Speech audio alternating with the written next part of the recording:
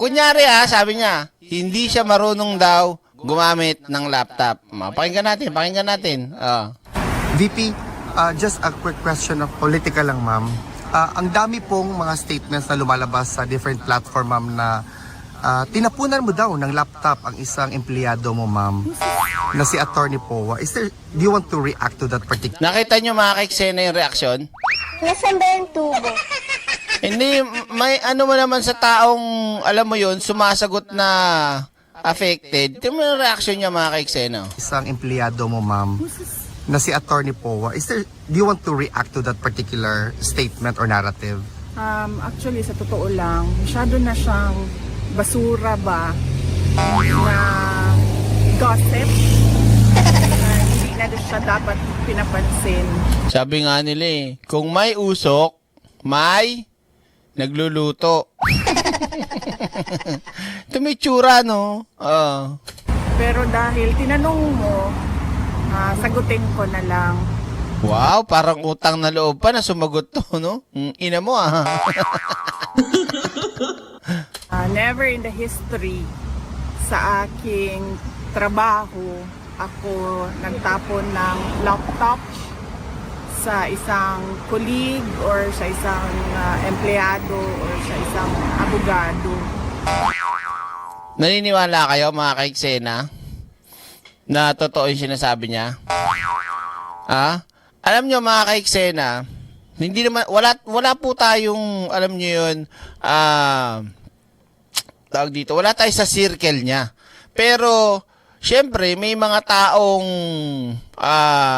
mga malapit sa kanya o mga nakakakilala sa kanya, talaga daw, ang ugali daw talaga tong hayop na demonyong si Sara Duterte. Kita niyo na ba sabi ng tatay niya, maldita yan, yang si Inday. Magpaloko-loko dyan, sigurado, magalit yan. Maldita yan, potang. Akala nyo gaganyan-ganyan yan? Sinungaling nga yan Diba, Christopher Garcia? Sabi pa ng tatay, maldita. At marami ding, parang hindi naman to sikreto. Open secret na masasabi. Talagang mainitin din ng ulo niyan. Nito? Oo, at saka, tanyo nga kung hindi mainitin ang ulo niyan, hindi yan manununtok ng sheriff. Nasaan ba yung tubo? Tuloy natin. Tsaka ikaw, kung ikaw halimbawa si Powa, binato ka, tinamaan ka ng laptop, magsusumbong ka ba? Diba? Aamin ka ba? Siyempre, hindi. Kumalat kasi at pumutok yung issue ng pambabato ng laptop, mga kaiksena, kumbaga, sabihin ko ba? Nasaan ba yung tubo? Sabihin na nating meron sa kanilang circle ang ganon. Kasi hindi po yan lalabas o hindi puputok ang issue na yan kung hindi gawain o hindi ganyan ang ugali nitong hayop na to. Yun ang balita mga kaiksena. Iba daw kasi talaga pag nagagalit daw yan. Oo, 'di ba? Napansin niyo naman pinakita niya na nga yung ugali niya, mag-iisip ka pa ba na kalmado 'yan? Nick mo. Mabalik tayo. Hindi daw niya binato, naniniwala ba kayo? Dahil unang-una, wala naman atang pag nagtapon ka ng laptop or nagtapon ka ng cellphone, wala siyang benefit. Anong wala? Meron. Kaya mo nga binato, gusto mo manakit. Yun ang benefit nun ng bato. Yung masaktan mo, yung taong kinaiinisan mo. Tama? Di ba? Ba't mo ibabato yun sa kanya? Kasi nainis ka. Di ba? Kasi na bad trip ka. Hindi, baka naman direct kasi kumbaga, nagpapaliwanag yung mga abogado na wala na po talagang pag-asa, may impeach kayo Hindi namin kayang palusutan to kasi masisira na ng husto yung aming credibility at yung aming law firm, Ma'am BP. Hindi pwede, ina nyo! Tampalasan! Hindi! Kailangan matalo natin sila! Galit oh. Ma'am, pero hindi po natin pwedeng gawin yung gusto nyo kasi hindi nga pa pwede. Manahimik ka. Binato yung laptop. Pak! Sumasagot ka pa! Pak! Binato. Ano benefits? Di ba? O, ang benefits para sa nambato, yung iyong pakiramdam at yung galit mo, na ilabas mo. At syempre, yun, saya ka, tinamaan mo eh. Di ba? Oh, meron para ma-release ang inis mo. Yan, eksakto. Oh. Sa iyo, and syempre wala siyang benefit sa tatamaan ng laptop or cellphone. Pangalawa, hindi ako gumagamit ng laptop kasi hindi ako marunong. Nasaan ba yung tubo? Ayun na. Ayun na. Kaya nga. 'Di ba? Oh, kaya mo nga binato. Kasi bobo ka. Nasaan ba yung tubo? Hindi ka marunong gumamit ng laptop kaya walang kwenta sa yung laptop. Binato mo. Tsaka malay ba naman namin kung sa yung laptop, mamaya yun yung inimbak mo na galing sa DepEd pa. 'Di ba? Oh, yung pangit na model, tas ang mahal-mahal, magkano halaga, ang bagal-bagal. Oh, wala naman magiging benefits talaga dun eh, kung ganun yung laptop eh, bulok. 'Di ba? Mamaya hindi mo buksan yung password. Ay, password nito. Ha? Hindi ko buksan. Ano password? Ma'am, kayo yung naglagay ng password niyan eh. Ako ba? Ayaw, hindi ko matandaan eh. Putak na nga yun, mas buksan! Pak! Binato. Nasaan ba yung tubo? Mainitin nga ulo niyan eh. Maldita yan, sabi ni Digong. Grabe. Doon lang muna tayo sa hindi marunong gumamit ng laptop daw ah. O, hindi ka marunong gumamit ng laptop. Okay. O, kaya mo binato. Hindi mabuksan pa na. Tuloy natin. Ma'am, hindi ho talaga bubukas yan. Bakit? Lobat po. Nasaan ba yung tubo? I-charge nyo muna. Ginamit nyo po yan, di ba? I-charge nyo. Huwag nyo muna ipasok ng lawyer. Mamaya na yan. Dito muna tayo sa hindi marunong. O, hindi marunong mag-laptop ha. O. Gumamit ng computer. Pati computer, hindi daw marunong. Grabe. What? Sa amin, ginto ang laptop, sa kanya pambato lang. Ito mga kaiksena, may kwento ko na lang din. Nung kabataan ko, batang 90s ako ha, way back, first year high school. Bibihira lang ang may mga computer nun at bibihira lang may mga computer shop. Pero nung lumabas na yung mga computer shop mga kaiksena, nako, suki na ako ng computer shop. Suki na ako ng mga tawag dito, mga com shop na kung saan naglalaro o kaya nagre-research. Tapos nang nauso na yung Friendster, Nasaan ba yung tubo? Yahoo, mga ganyan, Camprag. Di ba? Oh my God, Sarah. Ikaw, nung panahon na nauso at lumabas ang technology, cellphone at laptop o computer, may pera kayo. Imposible na hindi ka bibili nun. Nagigets nyo mga kaiksena?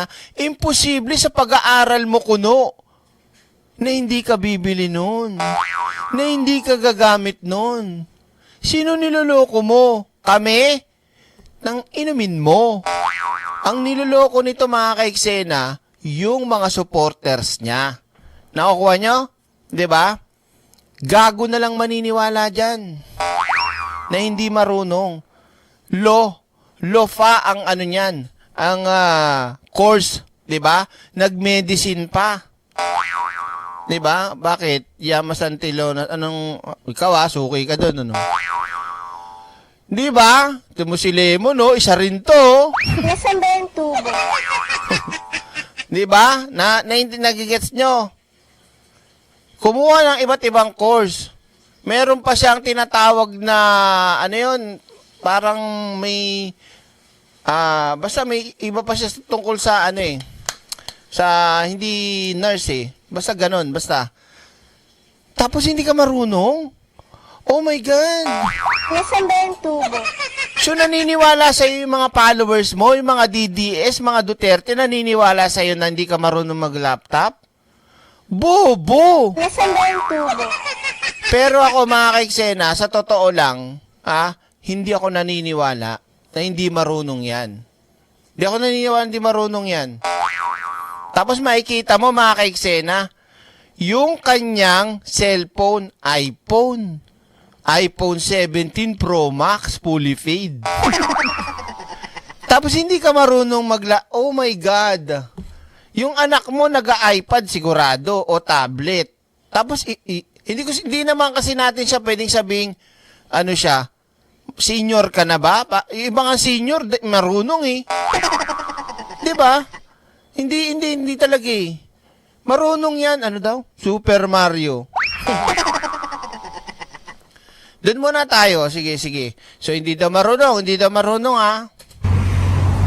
Sa lahat ng mga documents, nire-rely ko lang yan sa kasamahan sa... So, booking mo dito, mga kaiksena. Kung halimbawang di talaga siya marunong, saan mo nakuha yung 80 na grade mo, kamo? 'Di ba? Kasi mga kaiksena, kapag ikaw ay nag-aaral, impossible o imposible na hindi ka mag-research, hindi ka gumamit ng laptop o kung may printer ka. Kasi pag ganyan, kailangan mo talagang matuto ng mga ganyang bagay, di ba? So umaasa lang daw siya. Umaasa lang. So talagang ang bobo. Di ba? Paano ka makakakuha ng ganun kung yung simpleng bagay, hindi mo alam? Nakaw. Nasaan ba yung tubo? Hindi mo naman kailangan maging computer IT. Basic lang, nakaalaman. Di mo alam? Oh my God. Ang alam lang daw niya, yung pampaganda lang daw ng image, yung parang sa pagka may meeting sila, ganun. Nasaan ba yung tubo? High school, may topic niyan, 'di ba? High school. Merong topic niya na kung saan inaalam nyo pati yung mga keyboard, pati yung mga ganito. Lumang ano pa 'yun lumang computer pa 'yun, yung maliit yung monitor tapos nasa baba yung yung CPU na parang akala mo lagay ng pera. Nasaan ba yung tubo? And then, sino dito yung ayan nga, sinasabi ni Teacher Silino, pumasa sa bar, di marunong gumamit ng computer. Ina mo. Di ba? Kaloko no? Papalusot pa Yun na nga kasi yun, mga kaiksena, para lang malusutan niya yung issue ng pambabato niya ng laptop. Di daw siya marunong nun Bakit daw siya mambabato? Eto malupit, lalaglag niya pa yung sarili niya. Take note, hindi marunong. Umaasa lang sa ibang tao sa pagpe-prepare ng document. O, di bobo. O, sige, tuloy natin. Minsan nagpagamit ako ng laptop. Paano nangyari yun? Hindi marunong pero gumagamit ka ng laptop. Tinan mo si kuya, pati sa likod mo, hindi maniniwala sa'yo sabi Sinungaling ang puta. Nasaan ba yung tubo? Narinig ko, sinabi nung foreigner sa likod mo, minsan gumagamit ako ng laptop. Sinungaling ang puta. Sabi hindi marunong, tapos ngayon gumagamit. Tingnan nyo ginagawa sa inyo mga didilis ni Sara Duterte. Pinagmumukha talaga kayong bobo sa pinakabobo. Diba? Hindi marunong pero minsan gumagamit ako ng laptop. Tang-inan to. Diba? Gamit ko yon pag may Zoom meeting. O, edi marunong. Ang basic lang naman, open mo. Pag open mo, i-connect mo sa internet, punta ka sa Google o kaya Firefox. Kung ayaw mo ng Firefox, iba na ang gamitin mo, Safari. Pagkatapos, mag-search ka na, mag-YouTube ka na dyan. Ano mahirap doon? Diba? Tamo na, kapag Zoom pa yan mas pa nga, komplikado nga yung Zoom. Diba? Di ginagago niya talaga yung mga supporters niya. Yung mga supporters niya naman, ay, Hindi marunong si Sarah. O sabi sa inyo, hindi niya kayang batuin si Powa ng laptop kasi hindi nga marunong yan eh. Ba't niya babatuin si Powa? O, tangan nyo kasing mga DDS kayo, ututo kayo, mga bobo kayo. Tuloy mo. Kasi para maganda yung image. Para maganda yung image. Ano talaga, no? Bad trip talaga to pag nagsasalita, no? Para talagang ano yun, no? Ano yung tag dito? Yung slow mo, lagi naglo-loading yung sasabihin. Alam niya nga yung chat GPT, Direk eh. O, kita mo kung gaano kasinungaling tong putang inan to? Diba? Diyos ko. Image sa Zoom meeting, laptop ang ginagamit ko. Oo, eh di marunong. Eto pa yan. Sabi niya pa, kung paano naging sinungaling tong putang inan to, sabi niya doon sa, nag-zoom sila, nag-zoom. Yung moment na nagmura siya at saka nagbanta, anong sabi niya doon sa umpisa? Ako na magmo-moderator, pwede? Sino moderator? Narinig niya yon? Naalala nyo? Nung time na nag-livestream sila, siya pa yung nagpipresenta, ma'am, ako na sino yung mods na, ako na po magmo-moderator. Eh di marunong nga. Nasaan ba yung tubo? Daig pa nga ako nito eh. Ako nga walang Zoom dito na app sa ano ko eh. Hindi ako dyan sa mga lintik na mga yan eh. Dito lang ako, may ibang bagay lang ako na kabisado, pero ito, Zoom nga, alam nyo eh. Nadinig nyo yun, di ba? Oh, maniniwala kayo hindi marunong yan? Siya pa magmo-moderate. Antindi ha. Nasaan ba yung tubo? Sinungaling ka talaga.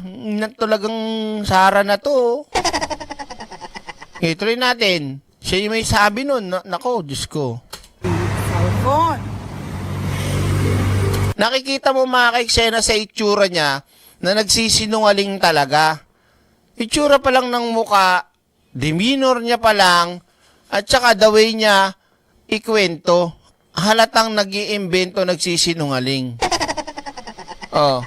Sunod ay yung laptop ko, personal ko siya na laptop. Malamang, tanga! Personal mo, alam nga namang akin yun. Siyempre sa'yo.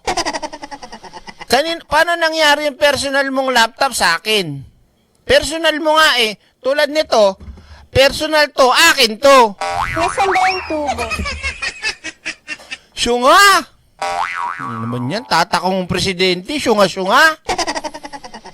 Kaloka naman yan, no? Ang gulo, no? Lintik na buhay ito, oh. Ang gigil ako, personal ko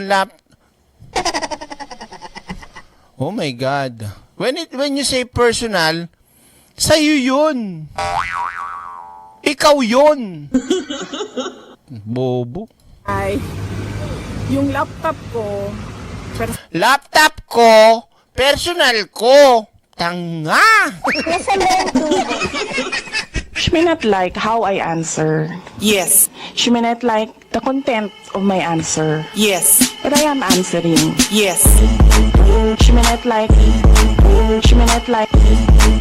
She may not like. She may not like. She may not like. She may not like. She may not like. She may not like. Praise the Father. yes. Hayop. Yung laptop ko, personal ko. No, ang sarap ang pasinta. Talaga mapupukpok mo ng laptop to eh. Bungelya rin talaga eh, oh. Oh. sunod ay Sunod ay, yung laptop ko, oh. personal ko siya na laptop. Personal ko siya na laptop.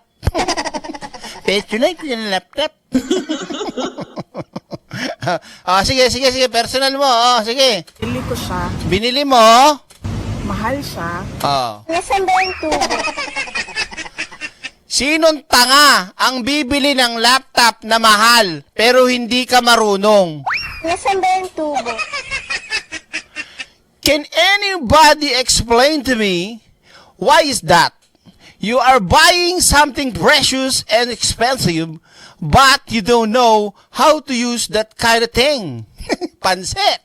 Nasaan ba yung She may not tubo? like how I answer. Yes. Sige nga. Sige nga, paki-inform naman ako. Paki-enlighten me. How is that going to happen? 'Di ba? Why is that? You're going to buy something is so pricey. And then you will just throw it away? Oh my God.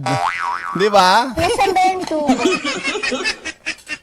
Tapos, that is my personal. Nasaan ba yung tubo? Hindi talaga marunong gumagamit ng laptop, but minsan ginagamit ko siya pag may Zoom. What? Nasaan ba yung tubo? Ang bobo! Buwol! Talagang vice president yun na to, lakas ng topak! Nasaan ba yung tubo?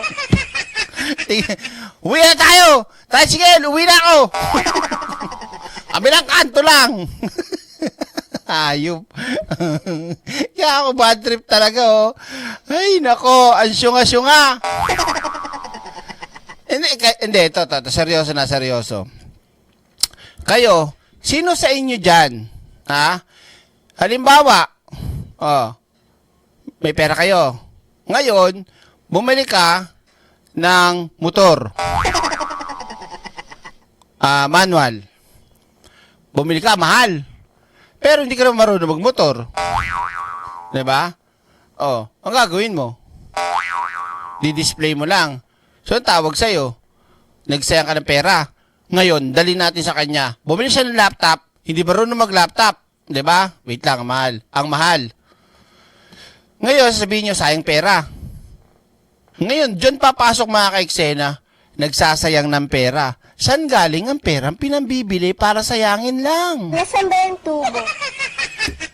Hindi nyo ba naiisip mga ka-eksena, ang mga taong basta na lamang nagwawaldas ng pera ng hindi pinanghihinayangan, malamang ang pera, Your Honor, Mr. Chair, ay naging kaso na. Kunyari sa hukuman, Your Honor, Mr. Chair, ang babaeng ito ay bumibili ng mamahaling gamit, ngunit hindi naman niya ito alam gamitin. So, ibig sabihin, ito ay paglulustay sa walang kabog-abog na mga bagay-bagay. Tandaan po natin, Mr. Chair, Your Honor, na ang mga taong ganito ang kaisipan, malamang ang perang ginamit ay hindi galing sa sariling sikap, sa dugot pawis. Ito ay galing sa marumi, sa nakaw, o kung saan pa mang krimen. That's all, Your Honor. I rest my case. She may not like how I answer. Nagets nyo? Hindi ko sinasabing nagnakaw siya. Diba? Mapapaisip ka eh. Diba? Bibili ka ng bagay tapos hindi mo naman pala alam gamitin, nagtatapong ka ng pera. Pag nagtatapong ka ng pera, wala kang pakialam sa ginagastos mo kasi hindi mo pinaghirapan. Tandaan nyo mga ka-eksena, yung mga tayo. Diba? Minsan kahit may pulubing kumakalabit dyan, paimbari, ayaw mo kasi pinaghirapan ko to eh. Nautusan lang ako. Tapos ikaw, wala kang kaano-anong bumili ng ganun kasi hindi niya pinaghirapan. Galing saan? Sa Pogo? Sa drug money? Galing DepEd. Nakuha nyo? Kaya kayo mga DDS, sobrang tanga nyo. Sobrang bobo nyo. Ako proud na proud ako kasi hindi ako naniniwala dito sa putang inan to. Diba? Ano pa?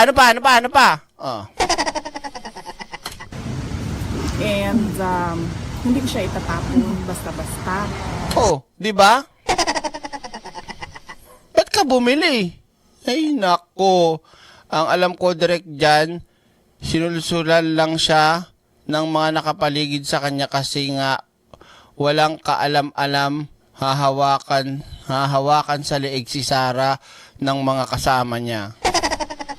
Pansinin mo mata ni Saraulo direct pag sumasagot, tumitingin at pakanan at pataas kaya halata mong nagsisinungaling. sigurado yan mga ka-eksena. Ano to? Direct isang Malu nga. Ito naman, puro naman si Malu. Hindi bagay si Malu ngayon dito. Sinisira siya.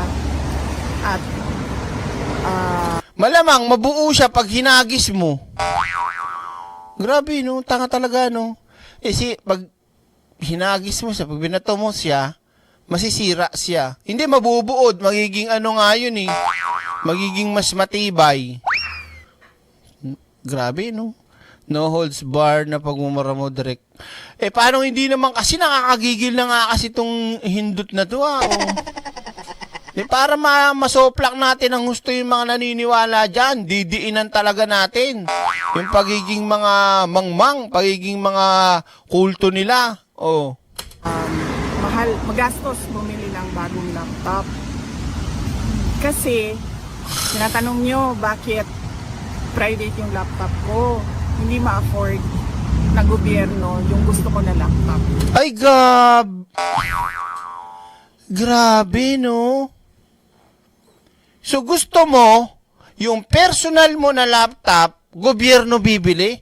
Tingnan nyo kagahaman na itong putang inan to. Ito, walang halong ano to, Yung mga senador na nakikita nyo at kongresista na nakikita nyo, tanongin nyo, kung sa gobyerno galing yung laptop nila, pwede siguro sabihin nila, inipon sa sahod. Sahod, di ba? Ang tagal mo na. Di ba? Ang tagal mo nang may pera. Tapos laptop, gusto mo pang iasa sa'yo sa gobyerno? Nasaan ba yung tubo? Hindi mga kaiksena, kung ako lang kunyari, nalagay ako, kunyari lang to, congressman. Although meron na akong laptop, bakit, ano to? Kaya makikita mo talaga na ano to mga kaiksena, maldita. Biruin mo nga, yung helicopter nga, gusto niya, gamitin niya yung presidential helicopter, di ba? Grabe, oh. Antindi. Ang kapal na mukha mo, tapos sasabihin pa yung, lagi yung ano ngayon, unahin ka pa ka na ng mga Pilipino, mga mahihirap, pero gusto niya palang ipasalupa sa gobyerno yung mamahaling laptop niya. Wow. Nasaan ba yung tubo? Di marunong pero gusto high-tech. Diba? Ang katarantaduhan ito. Kanina sabi niya wala siya laptop, di daw siya marunong gumamit, tapos ngayon mamahalin daw. Kaya nga, ano ba kayo? Kaya daw mahal ang laptop niya kasi di afford ng gobyerno. Hindi ibig sabihin nga, ayaw daw ng gobyerno. Ayaw ng gobyerno na sagutin. 'Di ba? Kasi yung gobyerno meron naman. Pero hindi yan parang personal. Personal mo nga eh. Yung sa gobyerno na laptop na meron, o computer na meron na nasa gobyerno, pantrabaho yun, hindi pang ano. Bugak talaga to, no? Ulitin natin nyo, Tingnan nyo kasi yung utak nito, eh. Kasi, tinatanong nyo bakit private yung laptop ko. Private, di ba? Malinaw naman, eh. Sa trabaho ba, pumasok ka. Ako nag-apply pero hindi ko tinuloy. Call center. Yung computer na gamit mo doon, pwede mong gamitin personal? Hindi, di ba? Yung computer sa trabaho nyo, pwede nyo gamitin personal, unless na lang kung ang computer nyo, Pero yung mga literal na nasa standard na trabaho, nagagamit nyo yung computer? Personal?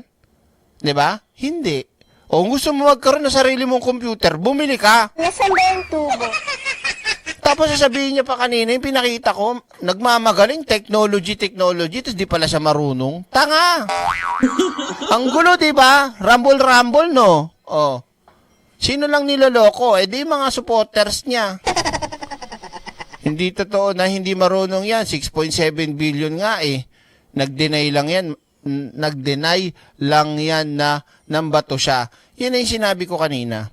Para lang ma-justify na hindi totoo yun ang bato siya ng laptop, nagsinungaling na naman. Hindi ma-afford ng gobyerno yung gusto ko na laptop. So nagpabili ako ng laptop, sabi ng mga tao sa gobyerno, hindi daw nila ma-afford yung laptop ko. So bumili ako sarili ko laptop. Nasaan ba yung tubo? Nakakahiya. Pati personal mong gamit, iaasa mo sa gobyerno. Oh my God, pinapasahod ka na nga, yung paglalakwatsa mo, sagot na nga ng gobyerno yung security mo, hayop ka. Tira mo itsura, oh. Diba? Ang sarap kulamin, ano?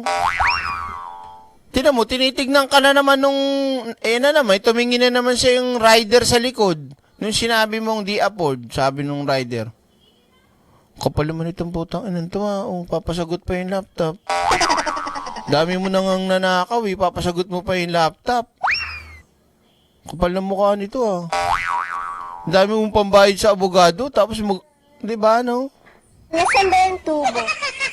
Lumalabas talaga ang ugali, ang pagiging, spoiled brat, no? Kahel, at pagiging, tawag dito, bahala na kayo kung gusto itawag dyan. Sinungaling, no?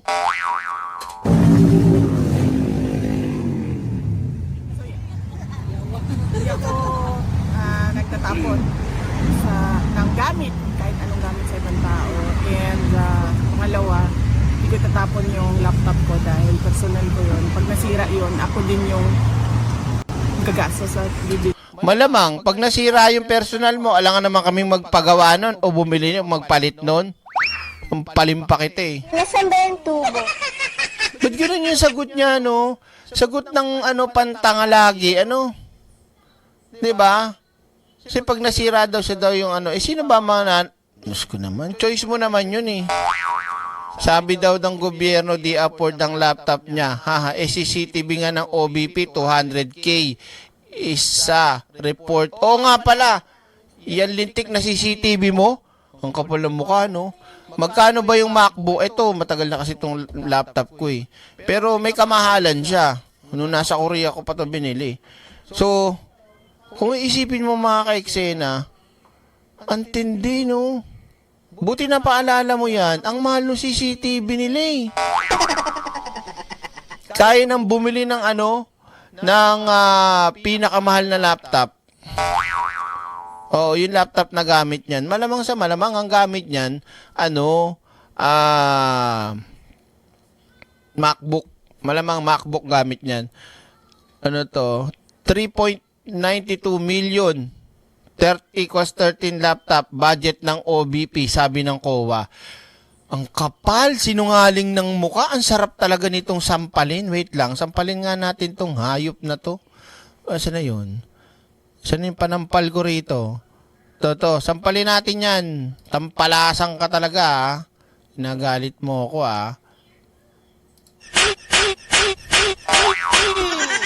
Ano mo? Direk, nahilo na ako sa sinasabi niya, di daw siya marunong gumamit ng laptop, tapos bumili siya ng laptop. Ano to, joke na naman? Kaya nga, ganun niya talaga ginagago yung mga, mga supporters niya. Yung mga supporters naman niya, tuwan-tuwa. Lalo na nag-i-interview. Kung ako nag-i-interview dyan, parang mapapa-stop ako saglit. Cut muna, BP. Bakit?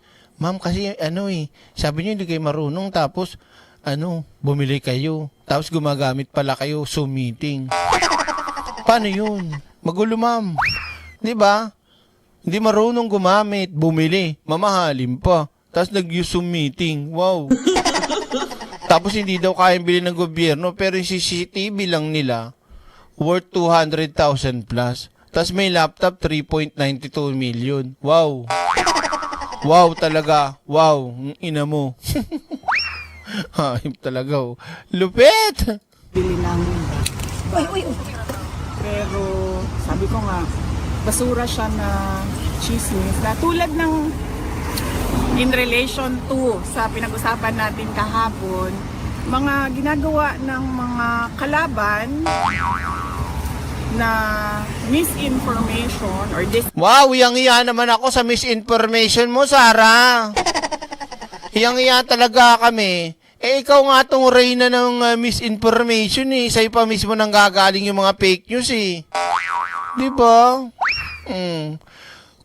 Kung ako nga senior na magaling akong gumamit ng laptop, kaloka naman yan.